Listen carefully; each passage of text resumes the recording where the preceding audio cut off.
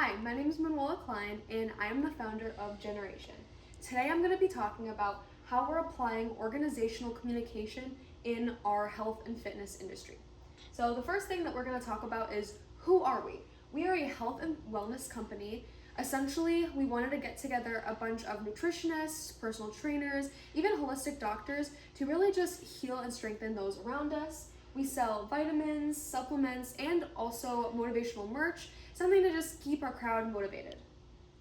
Our vision is to strengthen and heal generations, hence that's where we get our name from. Whether you are Gen Z, Gen X, Gen Y, we want to be there for you, whatever your fitness goals are. If you're looking to be more independent, you're getting to that age where you want to be strong and you don't want to be having to depend on others, we're here for that. If you're here to, train for a 5K, build that muscle, we're also here for that. And we also provide just a multitude of personalized products and services. So it goes back to, vitamins, supplements, things like that. And so our management philosophy, essentially, we do things a little bit differently than corporate America does. We like to do leader to leader. So David Marquette actually talks about this in a video where he wants to create leaders, right? And so our goal here at Generations is to avoid that vertical flow of communication.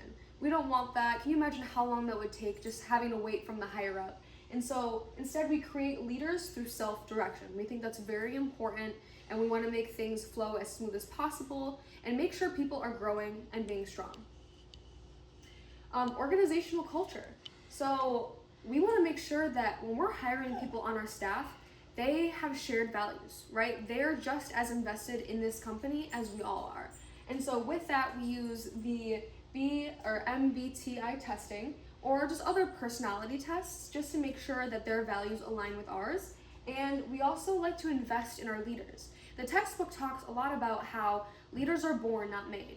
But here at Generations, we believe that they're made. If you're passionate about the work that you're doing, then we know that you have what it takes to become a leader, to become invested in the company. So now that we've talked about structure, I want to talk about conflict management. So we don't like to avoid, we don't like to compete. We believe that there's compromise and collaboration.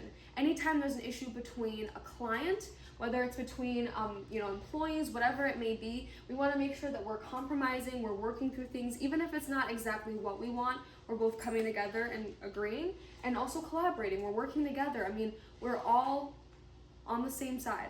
So, and then emotions in the workplace. We really want to make sure that we have emotional labor, right? We're working with clients, we're training them, all of these different things. But it's really important that we do have a stance where, we are joyful and whatnot, and we're not presenting ourselves as sad. But the biggest thing is we also want to make sure that communication is a priority. So if you are going through a hard time, that we're able to communicate and talk to one another, but we're not displacing that onto our clients. So that's a little bit of a rundown of what Generation is. We prioritize really just investing in our leaders. We don't want to have that vertical hierarchy of communication. We believe that our employees need to be active, they need to be passionate, they need to be thinkers. We all need to be working together, making sure that the ebbs and flows of everything works out great.